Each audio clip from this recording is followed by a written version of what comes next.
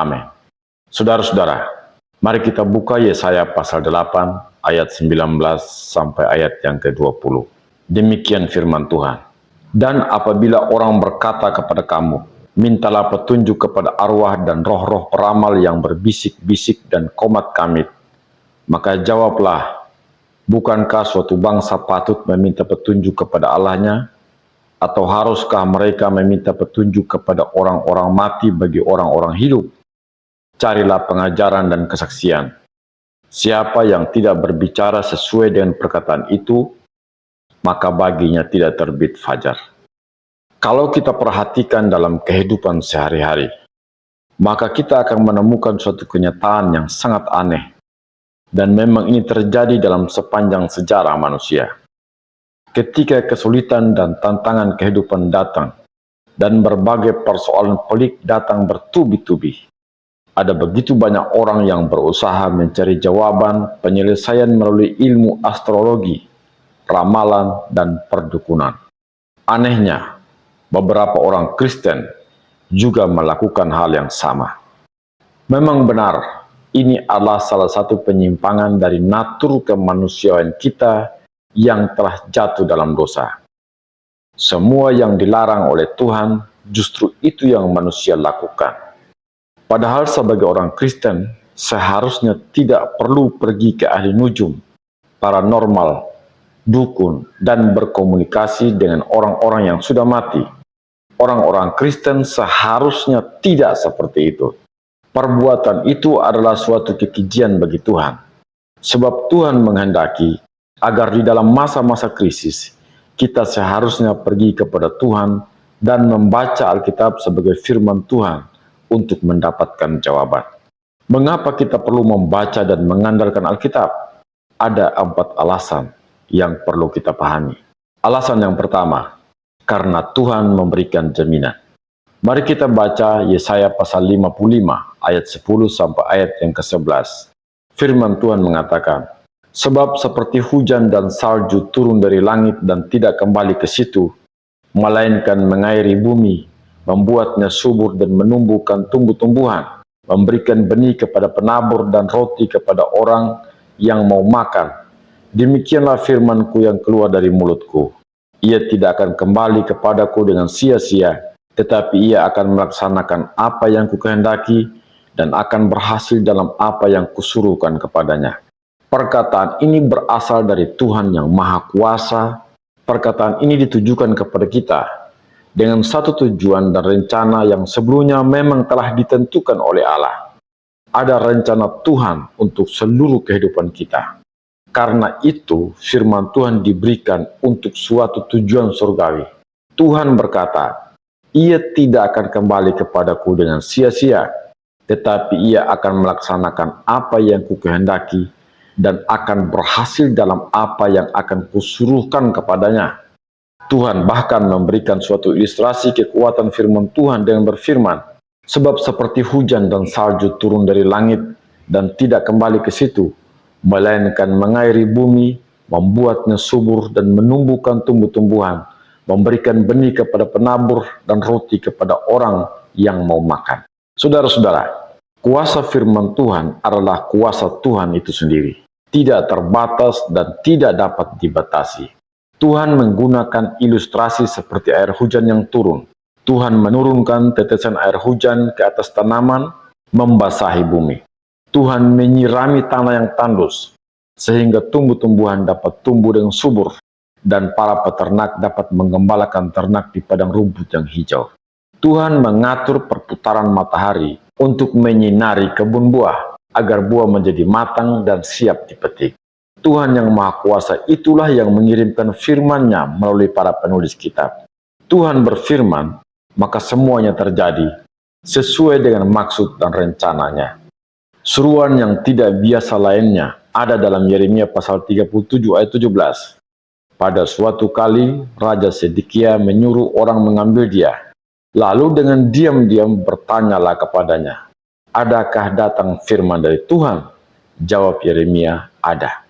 Pertanyaannya jelas, apakah Tuhan berfirman? Apa yang dikatakan oleh Tuhan? Nabi Yeremia menjawab pertanyaan Raja Sedekia, ya, Tuhan berfirman. Tuhan memiliki sesuatu untuk dikatakan. Ini adalah sejarah universal Tuhan di seluruh kitab suci, bahwa Tuhan berbicara, Tuhan mempunyai sesuatu untuk dikatakan.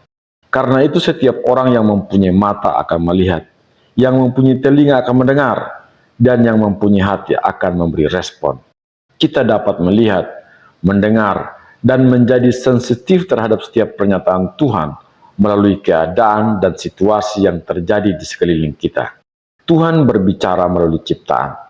Mazmur 119 ayat 2 mengatakan, hari meneruskan berita itu kepada hari, dan malam menyampaikan pengetahuan itu kepada malam. Jadi langit menyerukan tentang Tuhan yang Maha Kuasa, dan cakrawala menunjukkan betapa jeniusnya Sang Penciptanya. Tuhan berbicara kepada setiap orang yang mau mendengar dan hati untuk menjawab. Tuhan berbicara melalui karya ciptaannya di seluruh dunia. Alasan yang kedua adalah Tuhan berbicara dalam sejarah manusia. Tuhan berbicara dalam penghakiman terhadap bangsa-bangsa. Ini salah satu contoh. Fakta ini dapat kita lihat ketika bangsa Asyur menyerang, menganiaya, serta meruntuhkan kerajaan Yehuda dan Yerusalem. Mereka membinasakan orang-orang Samaria dan membawa 10 suku Israel ke kerajaan Babel. Yesaya bertanya kepada Tuhan dan Tuhan menjawab, celakalah Asyur yang menjadi cambuk murkaku dan yang menjadi tongkat amarahku. Yesaya pasal 10 ayat 5. Di sini Tuhan berbicara dalam sejarah. Ketika penindas dan penjajah, yaitu orang-orang Kasdim menghancurkan kerajaan Yehuda dan membakar bait suci di Yerusalem, Habakuk sebagai nabi Tuhan berbicara kepada Tuhan bahwa realitas yang terjadi akibat serangan musuh sangat jahat. Tuhan menjawab, akulah yang membangkitkan orang Kasdim. Mereka adalah orang Babilonia. Aku telah menetapkan mereka untuk menghukum dan untuk mengajar mereka menyadari kesalahannya. Itu yang dicatat oleh Habakuk pasal 1 ayat 4 sampai ayat yang ke-12. Maksudnya bahwa Tuhan menggunakan orang-orang Kasdim untuk mendidik dan mengajar orang Israel yang telah berubah setia kepada Tuhan. Alasan yang ketiga adalah Tuhan berbicara melalui hati nurani. Dalam Roma pasal 2 ayat 15 dikatakan bahwa Tuhan menuliskan Tauratnya dalam hati kita. Tuhan berbicara kepada orang-orang yang tidak mempunyai Alkitab, mereka yang tidak mengetahui keselamatan, yaitu mereka yang tidak tahu isi kitab suci. Sebab orang-orang ini mempunyai hati nurani. Di sini, melalui hati nurani, Tuhan berbicara kepada mereka. Sebagai contoh, suatu ketika Charles Darwin, pencetus teori evolusi, dalam suatu perjalanan, ia sampai di ujung Amerika Selatan, di negeri yang disebut dengan Tierra del Fuego. Charles Darwin melihat banyak orang di pinggiran Amerika Selatan yang mengalami degradasi moral. Charles Darwin mengatakan bahwa mereka seperti manusia yang tidak sempurna secara moral karena berbagai tindakan kejahatan yang begitu biasa dilakukan.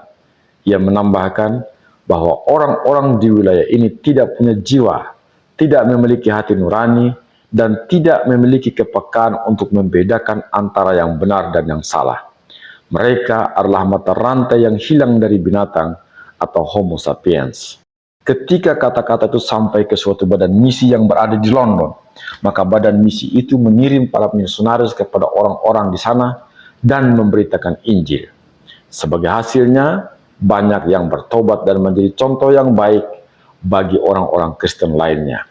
Jadi dari contoh ini dapat kita pahami bahwa tidak ada ras manusia manapun di dunia yang tidak memiliki hati nurani, yang mana melaluinya Tuhan berbicara kepada mereka. Alasan yang keempat adalah Tuhan berbicara kepada kita melalui Alkitab. Kitab Ibrani mulai dengan kata-kata ini, yaitu Ibrani pasal 1 ayat 1 dan 2. Setelah pada zaman dahulu, Allah berulang kali dan dalam pelbagai cara berbicara kepada nenek moyang kita dengan perantaraan nabi-nabi, maka pada zaman akhir ini ia telah berbicara kepada kita dengan perantaraan anaknya, yang telah ia tetapkan sebagai yang berhak menerima segala yang ada. Oleh dia, Allah telah menjadikan alam semesta. Dalam perjanjian lama, Tuhan berbicara kepada manusia melalui para imam, nabi, raja-raja, dan orang-orang bijak. Dalam perjanjian baru, Tuhan berbicara langsung melalui Tuhan Yesus dan melalui pelayanan para rasul. Pada masa kini, Tuhan berbicara kepada kita melalui Alkitab yang disampaikan oleh hamba-hamba Tuhan dan para misionaris. Ketika Tuhan Yesus memulai pelayanannya di Nazaret, kota di mana ia dibesarkan, ia membuka suatu gulungan kitab Nabi Yesaya dan ia mendasarkan pengajaran firman Tuhan yang dicatat dalam gulungan itu. Ketika menghadapi setan yang mencobai dia, Tuhan mengatakan seperti ada tertulis. Yang Tuhan Yesus maksudkan adalah firman Allah yang terdapat dalam kitab suci perjanjian lama. Ia juga menjawab para pengkritiknya, yaitu orang-orang Farisi, dan mengatakan apa yang kitab suci katakan. Ketika menghadapi penderitaannya di kayu salib, salah seorang muridnya yang bernama Simon Petrus berusaha mengadakan perlawanan dengan mencabut pedangnya untuk membela Tuhan. Tetapi Tuhan Yesus berkata, sarungkanlah kembali pedangmu. Bagaimanakah akan digenapi yang tertulis dalam kitab suci yang mengatakan bahwa harus terjadi demikian? Ketika Tuhan menghadapi penderitaan, ia mengatakan ada kemenangan dan jaminan di balik kematiannya di atas kayu salib. Ia mengumumkan firman seperti yang dikatakan oleh Nabi Hosea pasal 6 ayat 2. Bahwa ada jaminan kehidupan kekal setelah kematian. Firman mengatakan, ia akan menghidupkan kita sesudah 2 hari. Pada hari yang ketiga, ia akan membangkitkan kita dan kita akan hidup di hadapannya. Karena itu, orang-orang Kristen tidak boleh goyah imannya. Ketika menghadapi masalah dan tantangan kehidupan, kita harus berpaling kepada firman Allah yang tertulis dalam Alkitab.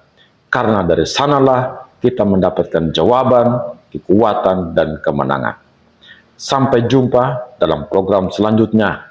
Tuhan Yesus memberkati kita. Amin.